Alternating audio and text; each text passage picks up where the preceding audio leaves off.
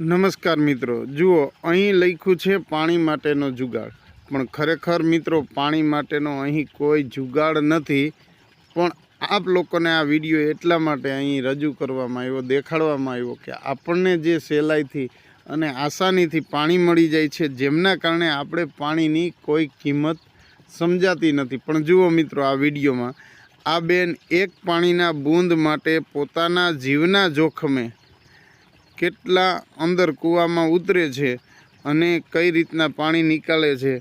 તો જરૂરથી આ વિડીયો જોજો. પસંદ આવ્યો હોય તો વિડીયોને લાઈક, શેર અને સબસ્ક્રાઈબ કરજો. જય હિન્દ.